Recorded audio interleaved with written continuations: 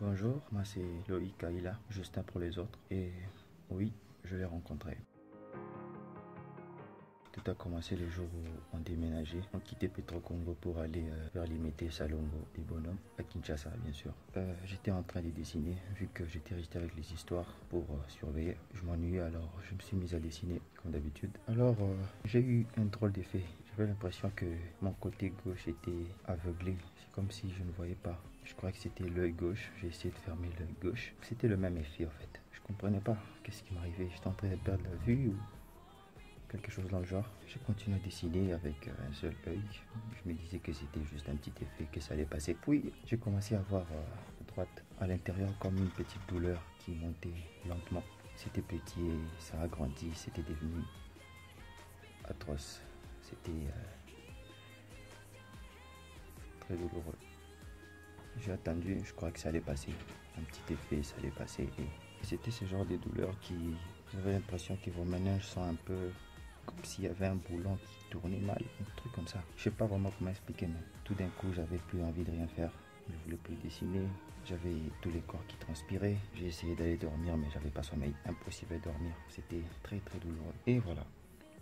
C'était passé le premier jour. Le soir, quand ma tante et mon oncle, je leur ai dit ce qui s'était passé. Ils ont dit que c'était sûrement, vu que j'ai dessiné trop, c'était peut-être les yeux qui troublaient. Ils m'ont donné des médocs là, et voilà. Et puis, quelques jours après, j'ai eu le même effet. Cette fois à droite, l'œil droit qui ne voyait plus. C'est pas genre dans les noirs. C'est genre tu vois la lumière, mais tu vois rien d'autre. C'est comme un flou, un truc comme ça, d'un seul côté. Donc tu es obligé de faire ça pour voir. Et c'était comme ça. Ensuite, la douleur a commencé à gauche. Et c'était encore pire qu'avant. J'avais plus, je suis même pas allé à l'école, puisqu'à l'école, à l'époque, j'étais en sixième des humanités, à l'Arche. Et c'était comme ça. La douleur s'est encore amplifiée. J'étais encore cloué au lit. J'avais tous les corps qui tremblaient. J'ai transpiré.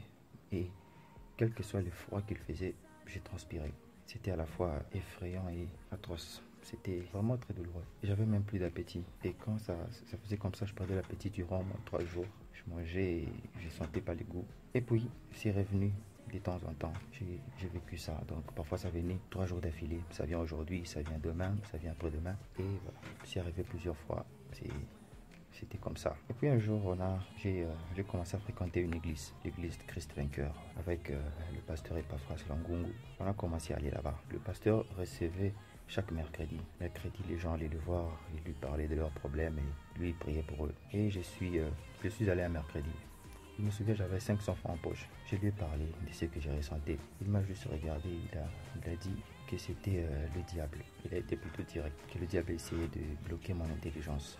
Il ne voulait pas que je réfléchisse normalement. Et je m'attendais à ce qu'on fasse genre une semaine de jeûne, qu'on aille sur la montagne. Je sais pas, vous voyez, ce genre de trucs, pour moi, c'était impossible que ça passe. Je suis arrivé à un moment où je me suis dit que le Dieu que j'ai cru connaître, c'était pas le bon. C'était la seule personne qui pouvait ressentir ce que je ressentais. Mais il avait rien fait.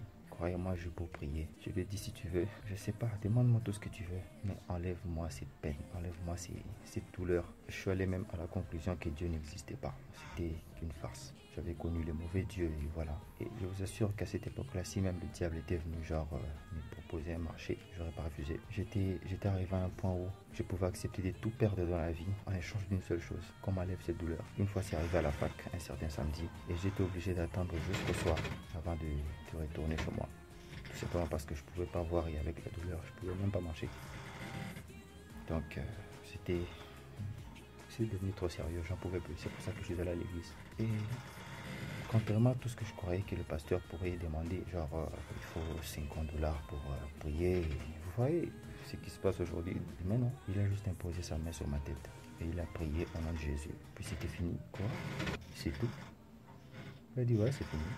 J'ai dit ok, j'avais 500 francs dans la poche. Je suis allé mettre dans le panier des offrandes. Vu qu'on m'a toujours appris que chaque prière doit être scellée sur le tremplin. J'avais que 500 francs. Alors j'ai donné tout ce que j'avais. Et je suis parti. En gros, je me disais, non, c'est faux. Ce pasteur n'a rien fait. Je suis sûr que je vais encore avoir mal. J'y croyais pas en tout cas. J'ai pas cru à cette prière. J'ai pas cru en Jésus. Je suis rentré chez moi. Il s'est passé un jour, une semaine, un mois, 5 mois, une année, 3 ans. Nous tendons vers 5 ans, je crois. Cette douleur n'a plus jamais refait surface. On a prié pour moi au nom de Jésus et j'ai été guéri. En tout cas, s'il y a quelque chose que je puisse vous dire au nom de Jésus, moi je l'ai rencontré. Oui, je l'ai rencontré. Et c'est en son nom que j'ai été guéri. Vous savez, à cette époque-là, si le diable venait s'est présenté à moi, genre je t'offre la guérison en échange de tout ce que tu as. Peut-être j'allais refuser des sacrifices humains, mais quant à perdre tout et me retrouver dans la rue, j'aurais accepté sans hésiter. Vous savez, la douleur, c'est une façon atroce de mettre pression sur quelqu'un. Je ne pouvais pas supporter cette douleur. Alors, au lieu que le diable soit venu, c'était Jésus qui était venu vers moi, alors que moi, j'y croyais pas. Et il m'a guéri, juste par une simple imposition de la main. Je sais que ça peut être l'air léger pour vous, des simples céphalées, comme pensait tout le monde autour de moi. Mais une chose est sûre, c'est que Dieu savait à quel point c'était douloureux. Je savais à quel point c'était douloureux. Et pour rien au monde, je voudrais vivre ça. Pour rien au monde. Aujourd'hui, je suis là devant vous, en bonne santé. Et d'ailleurs, je tenais à vous signaler que ensuite, je suis tombé gravement malade, malaria. Avant ça, ma tante avait rêvé qu'il y avait un taureau en colère qui suivait les gens. Ils sont entrés dans la parcelle et ils ont fermé la porte et ils m'ont oublié à l'extérieur. Après ça, je suis tombé gravement malade. J'ai failli mourir. J'ai encore appelé le pasteur, il a prié pour moi. Et depuis ce jour-là, j'ai plus jamais souffert de la malaria. Ça fait environ 3 ans déjà. Alors que chaque semestre, je souffrais de la malaria. Donc, Jésus-Christ est bien vivant. Je le sais parce que je l'ai expérimenté dans ma vie. Et je sais que vous pouvez l'expérimenter vous aussi. Je ne sais pas en quoi vous croyez, en qui vous croyez, mais soyez sûr d'une chose. Dieu existe. Vous n'êtes pas le fruit du hasard comme dit la science Big Bang, machin. Non. Vous avez été créé par un Dieu qui a pris soin de sculpter le moindre détail de votre corps, de tracer votre avenir, de tracer vos dessins. C'est pas le fruit du hasard. Et si quelqu'un vous a créé, vous a mis ici, c'est qu'il veille sur vous. Il vous donne les souffles de vie, il vous donne la force, il vous évite des choses. C'est pas vrai ce que dit la science. J'ai été créé par Dieu en son image. Et voilà, c'est lui qui vous a créé. Il veille sur vous. Où que vous soyez, il vous voit, il vous regarde. Et quand vous souffrez, ça lui fait de la peine. Il veut que vous veniez à lui, qu'il vous enlève cette souffrance. Ma foi seule n'a pas suffi peut-être. C'est pour ça que je n'avais pas été guéri quand j'ai prié moi-même. Mais associé à la foi de mon pasteur. Le pasteur n'est pas face. La maladie est partie, tout simplement. Peut-être que votre foi ne suffit pas. C'est pour cela que votre problème n'est pas résolu. Cherchez quelqu'un, votre pasteur, votre maman, votre papa, votre frère, votre soeur, quelqu'un qui prie. Associez votre foi et je suis sûr que le Dieu qui pense que vous avez droit à vous sentir bien fera quelque chose pour vous. J'ai été guéri au nom de Jésus. Beaucoup de gens sont guéris au nom de Jésus. Je l'ai tellement entendu de gens parler, voilà, Jésus, miracle, j'ai été guéri. Et moi aussi, je rejoins cette famille qui a expérimenté. Alors, est-ce que toi aussi tu l'as rencontré? Est-ce que tu as rencontré Jésus?